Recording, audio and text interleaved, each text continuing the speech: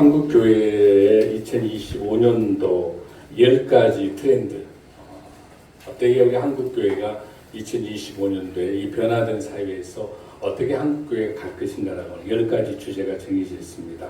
그 중에서 개인 영역의 트렌드가 4가지가 있는데, 제일 가장 중요한 첫 번째는 멘탈 케어 커뮤니티라고 부르는 정신건강 문제입니다.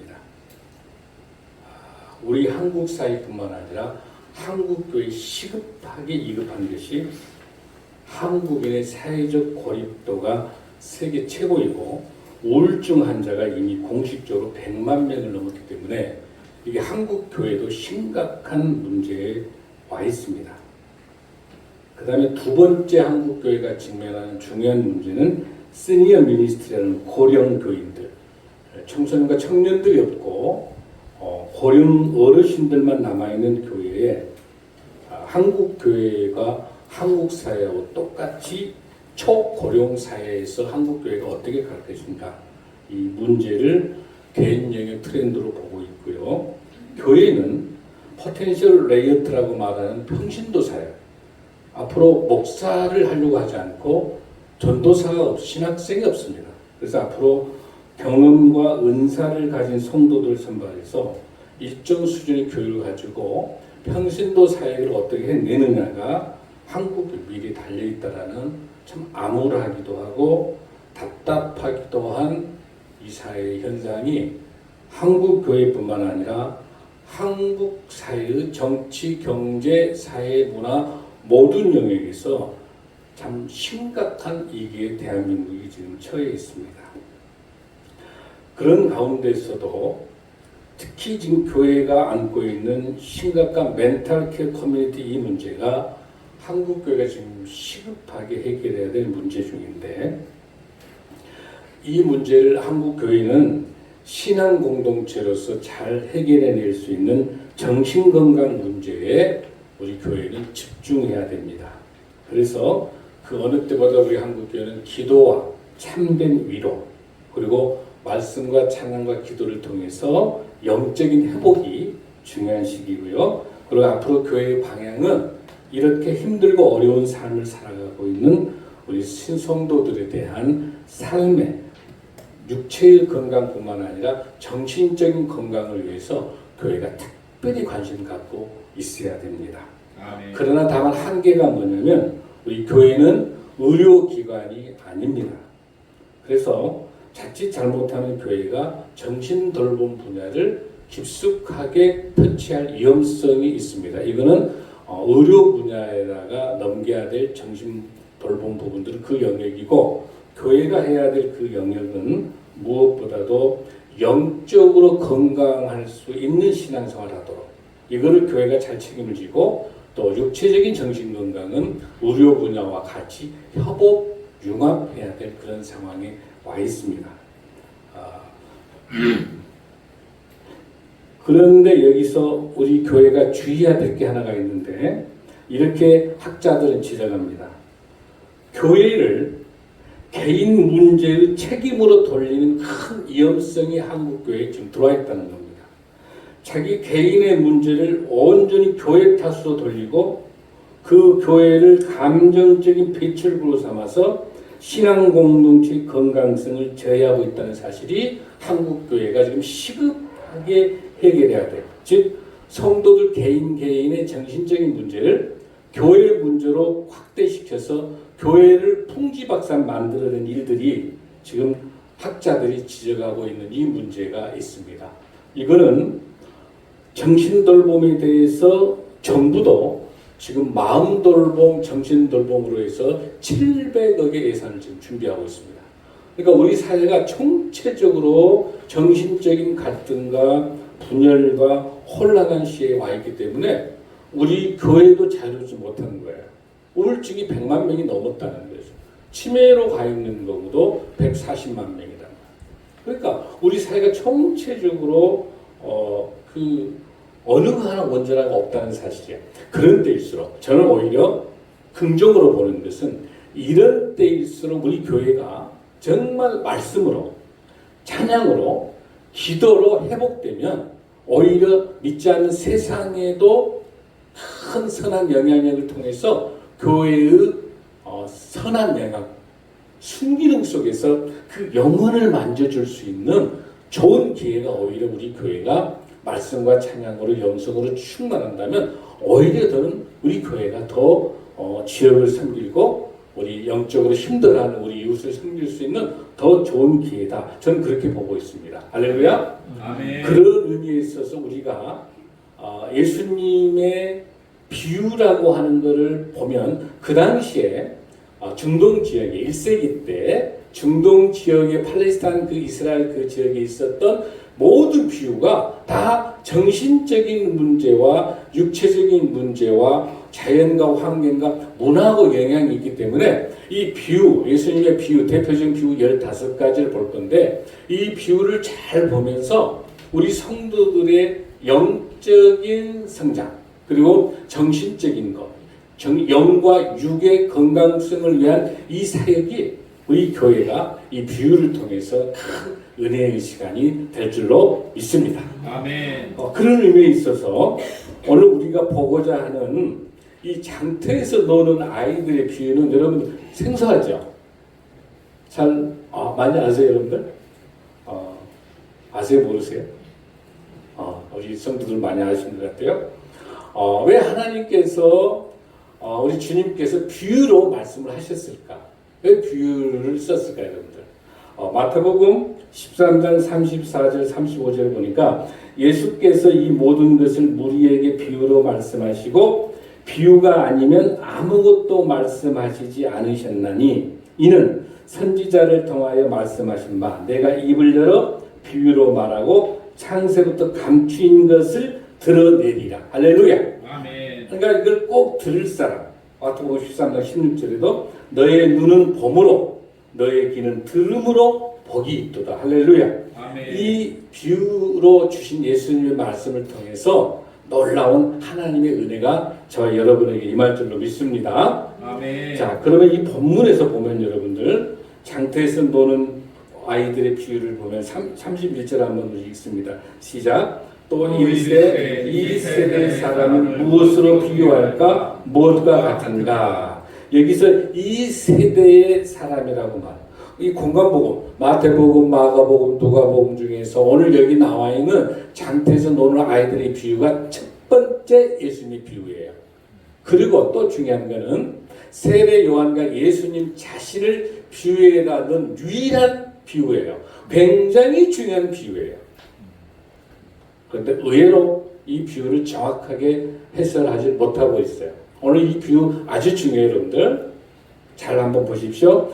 여기에서 이 세대의 사람, 이 시대, 지금 우리로 말하면 2025년도의 대한민국의 트렌드, 2025년도 한국교회의 상황 똑같아요. 그 당시에 이스라엘 팔레스타인 1세기 때 이스라엘의 시대 상황이 어땠나고 하는 거예요. 똑같아요. 이걸 우리 예수님께서 신랄하게 게네스라는 단어를 써가지고 이 세대의 패역한 사람들에 대해서 예수님이 지적하고 있는 거예요. 무엇으로 내가 비유를 할까? 예수님께서. 너무 답답한 거예요. 이 당시 상황이. 어떤 상황인가 보십시오. 자, 32절 한번 보십시오.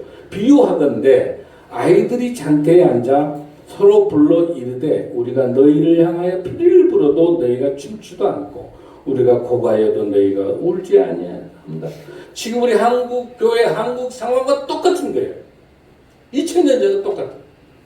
무슨 뜻이냐면 옛날 팔레스타인 지역에서는요 특별한 놀이가 없어요. 우리 시골에도 특별한 놀이가 없으니까 우리가 줄넘기 정도 한다든지 그 다음에 땅 따먹기 아니면 그렇게 돌 같은 거, 돌 이런 거 하죠. 이 당시 팔레스타인은 놀이할 만한 게 없기 때문에 무슨 놀이가 있었냐면 장터에서 딱 두 가지. 이스라엘 혼례식, 결혼식, 그런 식은 있었어요. 결혼식 할 때는 뭐가 되냐면은 서로 피리를 불러줘요.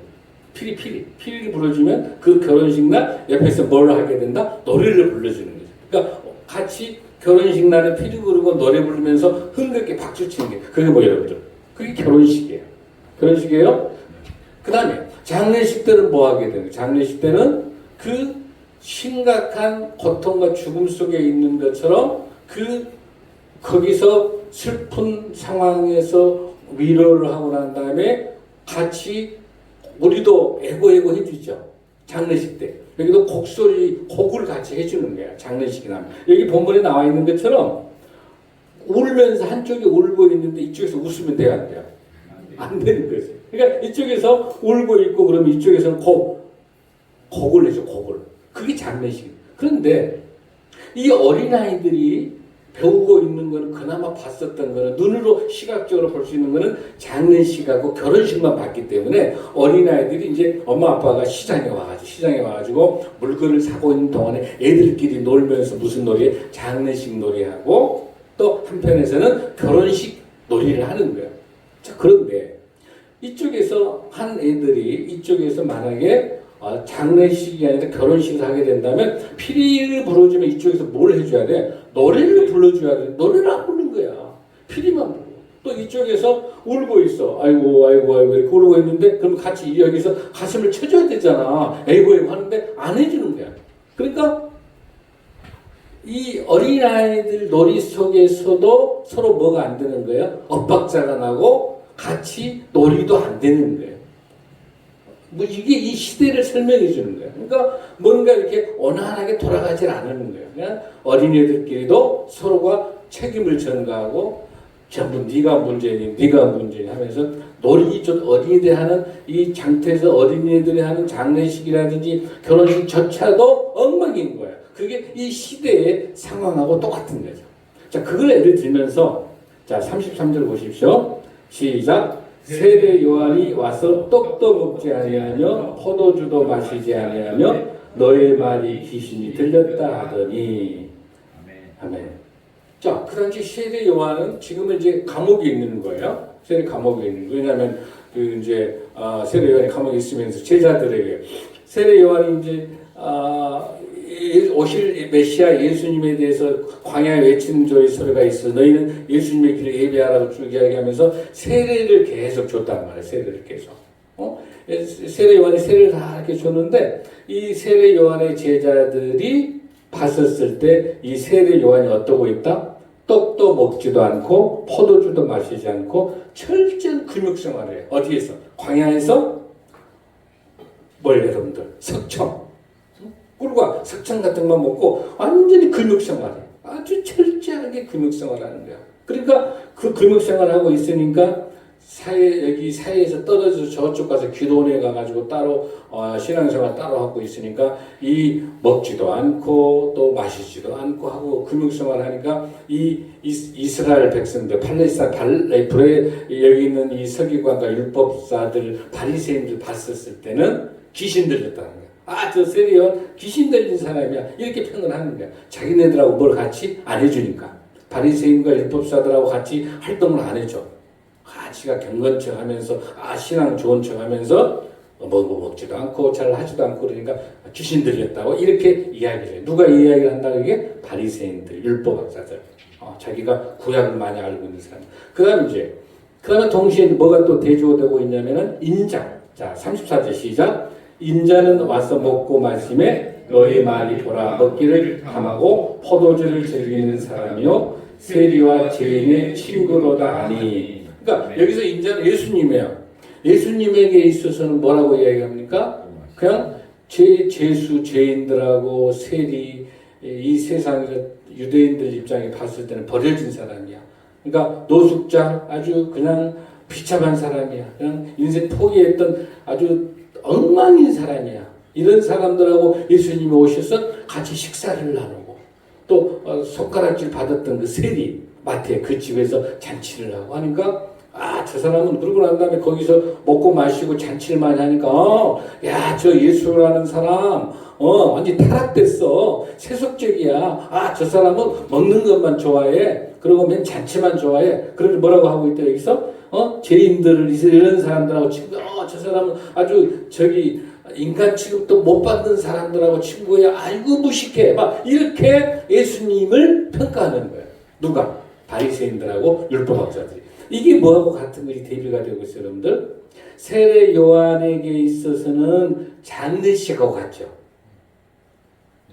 장례같이 먹지 않고 금욕하고 경건하게 그냥 살아가고, 그 다음에 이런 장례식을 상징적으로 갖고 있는 게 세례 요한이고, 그 다음에 잔치하고 많이 그냥 기쁘고 가난한 자, 부자 누가 되든 다 와라 해서 잔치하면서 이 천국 잔치하면서 성령님의 잔치, 만찬, 최후의 만찬처럼 이렇게 예를 들어서 가나 혼인잔치 가서도 그렇고 우리 예수님이 가는 곳마다 기쁨이 넘치죠, 찬양이 넘치죠. 이게 뭐예요? 결혼식이에요.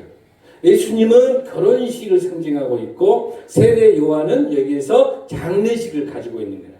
자, 그러면서 중요한 사건은 뭐냐면, 우리가 여기서 봐야 될 사건은 뭐냐면, 이 세례 요한도 죽음으로 인해서, 세례 요한이 순교함으로 인해서, 죽음으로 인해서 세례 요한을 통해서 십자가에 오실 예수 그리스도를 설명하는 것이 세례 요한의 사명이고, 예수님은 뭐예요? 십자가를 통해서 이 잔치, 우리가 여러분 영원히 죽을 수밖에 없는 우리들이 어때요? 예수님의 은혜 가운데 생명이 회복되고 은혜가 회복되니까 우리 모두 다가 어떻게 되는 거야? 기쁨이 넘치는 거죠.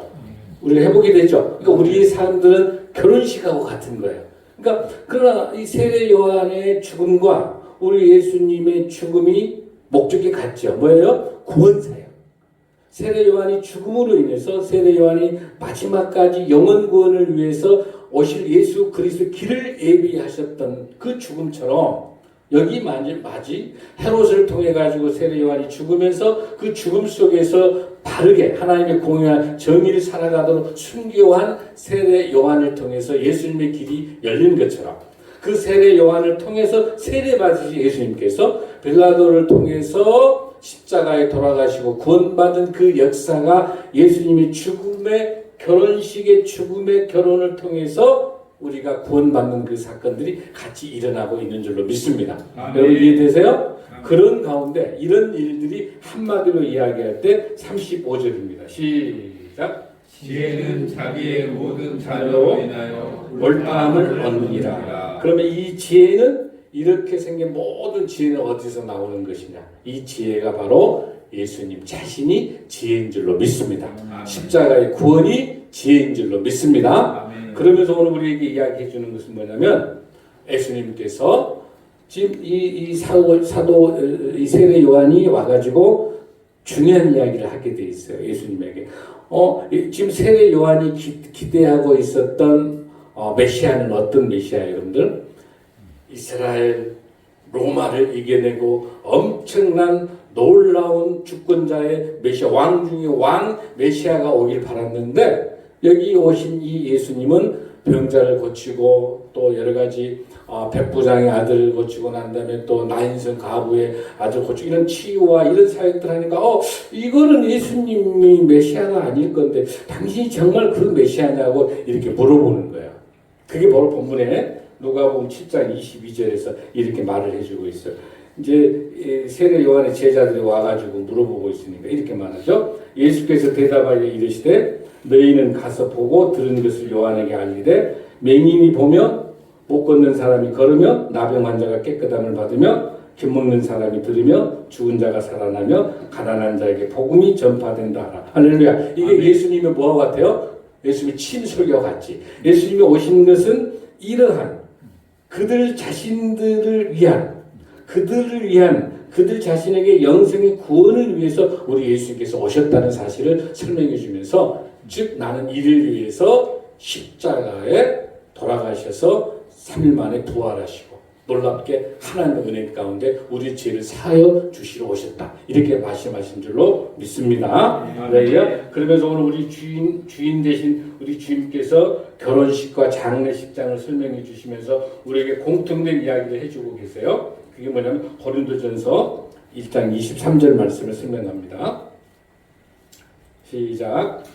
우리는 십자가에 못 박힌 그리스도를 전하니 유대인에게는 거리끼는 것이요 이방인에게는 미련한 것이로되 오직 부르심을 받은 자들에게는 유대인이나 헬라인이나 그리스도 하나님의 능력, 하나님의 지혜니라. 그러니까 유대인이나 이 많은 사람들은 예수님에 대해서 꺼리끼고, 이방인들은 예를 들어서 여러 힘들이 여러 가지 있기 때문에 유일신을 주장하는 하나님만을 주장하고 있는 유대인들 입장에서는 뭐예요? 이게 완전히 미련한 것이죠. 예수님에 대해서. 그러면서 어제 예수님께서 부르신 우리들은 어떤 사람들이에요? 하나님의 능력을 가지고 있는 하나님의 지혜 있는 자다. 할렐루야. 아멘. 그래서 하나님의 이 구원의 역사가 저와 여러분에게 임할 줄로 믿습니다. 그래서 오늘 우리에게 있어서는 이 시대가 너무나도 무관심 시대예요.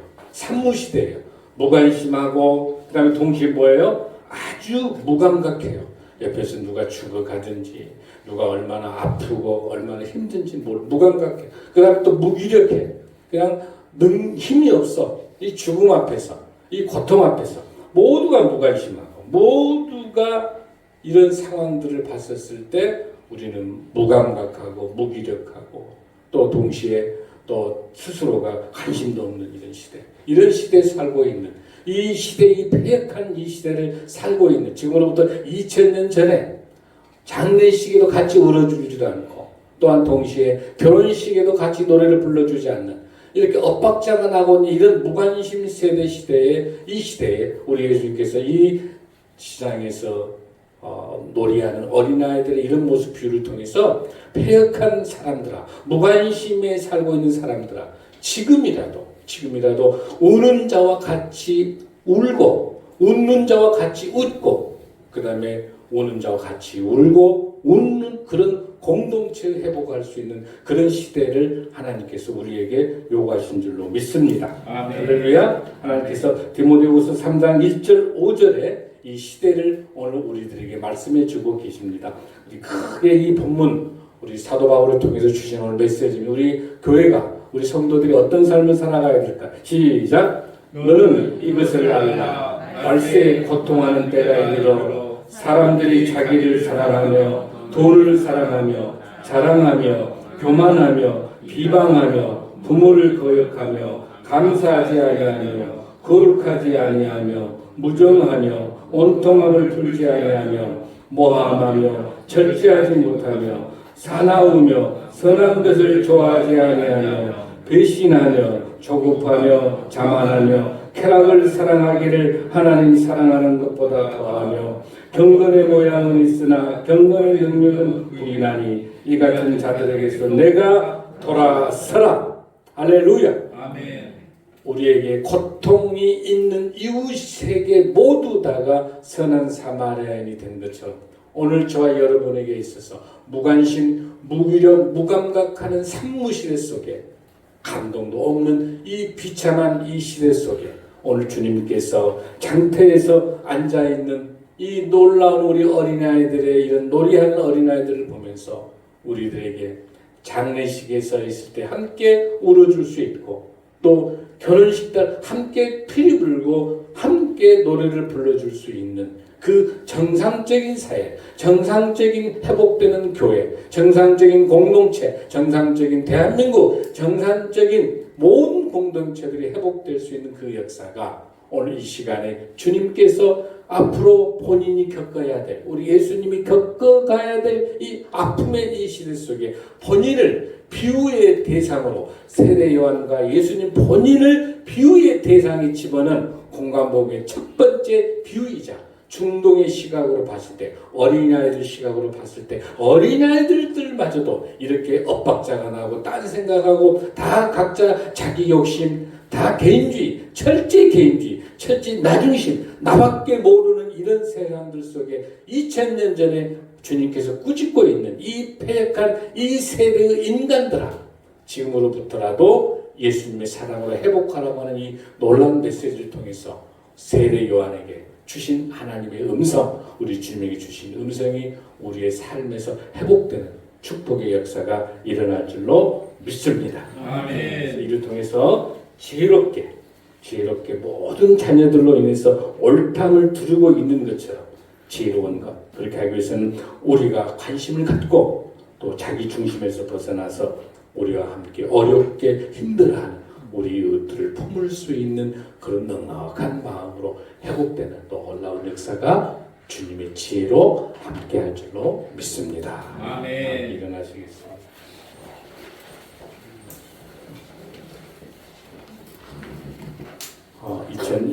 6년 전의 사건과 똑같은 이런 참 무관심, 무감각, 또 철저히 개인주의, 자기중심주의, 내 이웃이 고통받고 죽어가다 아무 관심이 없는, 죽든지 말든지 나밖에 모르는 세상. 우리 사회가 더 심각합니다. 이웃의 아픔을 보지 못하는 시대입니다. 정말 오늘 본문에 있는 것처럼 여러분들 우리 봉독했던 것처럼 한번 이 말씀 한번 보십시오. 여러분들 이 말씀 한번 보시면서 무슨 생각이 드십니까? 저는 이 말씀을 보면서 너무나도 가슴이 아픕니다. 우리 사회가 이렇게까지밖에,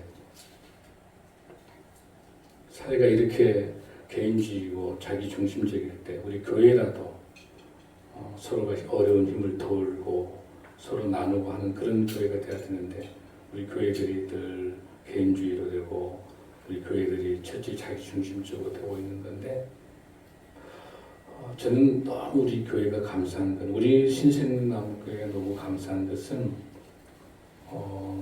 숫자도 얼마 안 되잖아요. 우리가 숫자도 얼마 안 되고 모두가 다 열악하잖아요. 그런데 여러분들 얼마나 이렇게 마음을 모아주셔서 우리 엘드림 대학 사역을 할 수 있습니까? 이 말씀 준비하면서 너무 감사한 거예요. 우리 성도님들에게. 성도가 10만 명이 있어도 사역이 안 돼가지고 기업체가 들어와 있어요. 식당을 못합니다. 봉사를 안 해. 아무도 봉사를 안 해. 돈이 아무리 많아도. 우리 교회 여러분들 얼마나 힘든 가운데 너무 감사해요. 정말 너무 감사해요. 배달하고 또 주방 또 돕고 아무튼 여러분들 오늘 주님께서 2000년 전에 기가 막힌 거예요. 피를, 이 말씀 보십시오. 너희를 향하여 피를 불어도 너희가 춤추지도 않고 우리가 고가여도 너희가 울지 아니하였다. 이 빨간 빛이 예수님 마음이에요. 예수님 마음이에요. 신앙생활 한다고 하는 사람들이 피가 불어도 춤추도 않고, 피리 너 부르라. 너 춤춰라. 나는 피리도 안 부르고 나는 춤도 안 추고. 너 곡해라. 나 울지도 않고 나는 내 일이 너무 바쁜 거야. 너무 바쁜 거예요. 그런데 불구하고 오직하면 우리 주님께서 자기 본인을 비유를 넣은 거예요. 인자가 와서 먹고 마시며 세리와 죄인들하고 친구한다. 너희들이 뭐라 하든지 간에, 세상에서 뭐라 하든지 간에 우리 예수님께서 우리 교회에, 우리 성도 여러분들을 통해서 우리 교회가 해야 될 귀한 사역 우리가 잘 감당할 수 있도록, 지금까지도 6년 동안 지켜주셨는데 앞으로의 6년을 향해 하나님 지켜주실 줄로 믿습니다.